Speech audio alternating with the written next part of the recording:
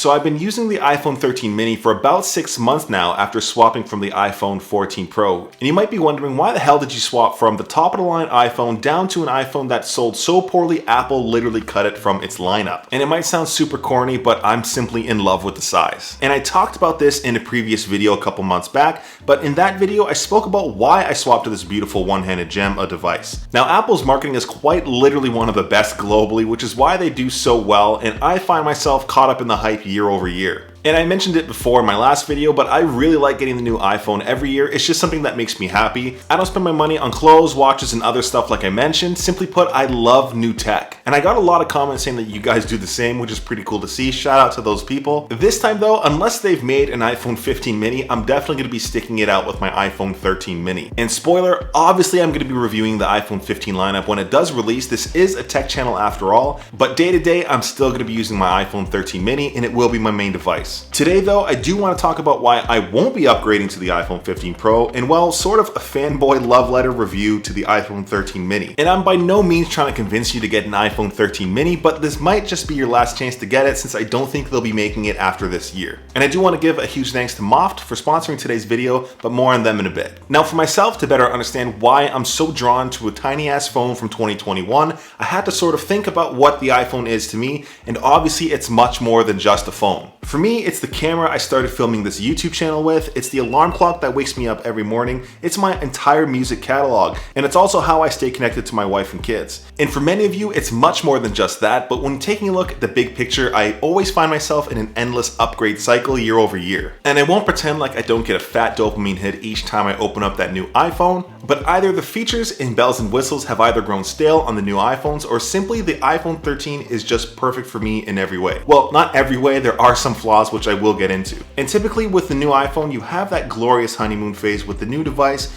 but after 4 weeks, maybe 6, you're back to tossing your phone around a little less carefully than when you had first gotten it. And it's not like your iPhone got any less exciting or worse in any way, but simply put, that honeymoon period just ends. And in my case, when I gave my wife the iPhone 12 mini and jumped to the 14 Pro, that honeymoon phase sort of never really began, so I found myself getting the iPhone 13 mini. And for me, the iPhone 13 is almost perfect enough that I won't be upgrading to the iPhone 15 Pro for my daily device. And I've said it before, the size and portability of this device is simply unmatched. The squared off edges are actually my preference compared to the older iPhones, and I appreciate the aluminum rails on the edges. It sort of feels like a tiny gem in your hand and takes me back to the old iPhone 5 days. I think it comes down to the weight, the size, the OLED display, the cameras, the snappiness. It's all just a perfect mesh for me. And as much as I say this device is perfect, there are still some flaws. One of the major ones that a lot of people complain about is definitely the battery. I know some people like to say how many hours this phone lasts in a day when it comes to screen on time,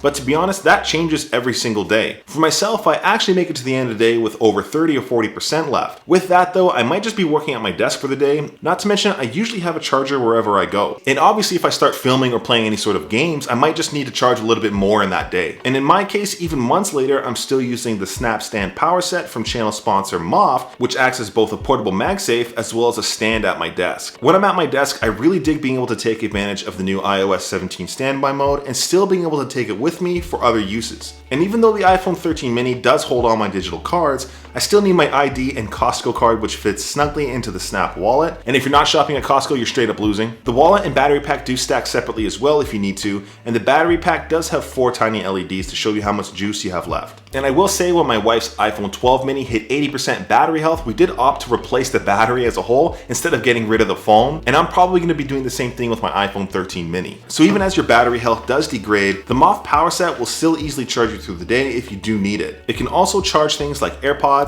and also snaps easily with the magnetic cable when you are ready to recharge. I mostly use this at my desk or as a battery extender when I'm out for extended periods of time. I'll have this link down below in the video description if you do want to check it out, and thanks to Moft for sponsoring today's video. And of course, when I see Apple's event this year talking about the iPhone 15 Pro, I'm absolutely going to be hyped and excited to review it, because that's just what Apple does best. There's going to be some new dope-ass camera tech, a fatter battery, USB Type-C, and just like my iPhone 14 Pro, I don't think I'm really going to use half of that stuff. Now I do shoot all my videos in 4K, and straight up the footage from the iPhone 13 mini still looks incredible. By the time it hits YouTube, TikTok, Instagram, truly most people don't even really notice whether I've used my iPhone or my mirrorless camera. The photos turn out beyond incredible, even without any sort of editing. 12 megapixels isn't the best on the market, obviously, but I'm not really blowing these up into canvas-sized prints either. And if you do want to mess with the cinematic mode on the iPhones, it's there and it's actually pretty good. And most people that are using these sorts of features are mostly using it to create their own memories or to post on social media. The 1080p cinematic mode still looks great like I mentioned, just be sure to bump up that f-stop on the edges so they're not unnaturally blurry.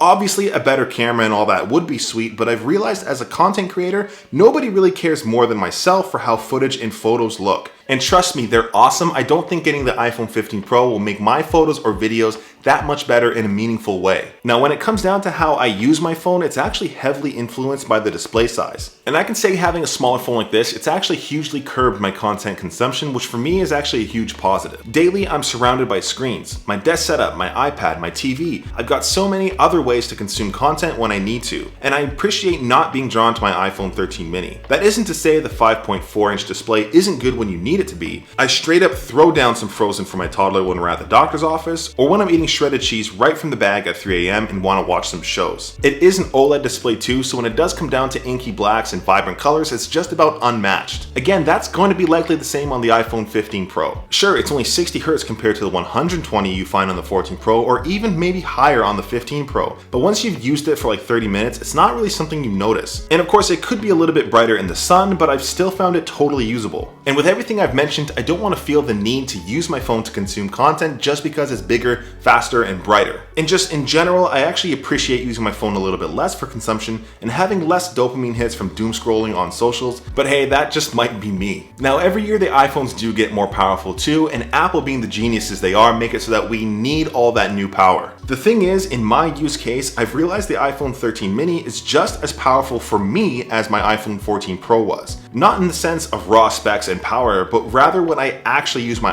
iPhone for, and that still includes content creation. And chances are the iPhone 15 Pro wouldn't quite improve my day-to-day enough to actually want to give up the smaller form factor of my 13 mini. Every app I open is instant, every game I run is beyond flawless. And had I not given my wife my 12 mini when I got the 14 Pro, chances are that would still work fine for me as well. And what I mean by all of this is that the iPhone 13 mini is still insanely powerful. What was good for everybody back in 2021 doesn't suddenly just stop being good enough. Now, there's a chance I've just changed as a person, or smartphones in general have just gotten that good. And as of now, I'm feeling like my values have shifted more towards appreciating portability versus raw power. And there's definitely things I absolutely missed, like the 2x telephoto lens and the bigger battery on the Pro lineup. There's no denying that it is better. But to me, there's still something special about having a tiny phone that still does 95% of what the Pro lineup can do. And it's not just the iPhone lineup either. The iPad mini 6, also from 2021, has been a huge fan favorite due to its portability and size. And hopefully Apple can bring back some of this mini tech, because there is a crowd for it. And I might be in the minority by creating this video, or lots of other people might relate as well. We'll find out. But all I can say is the iPhone 13 mini is a dope ass phone,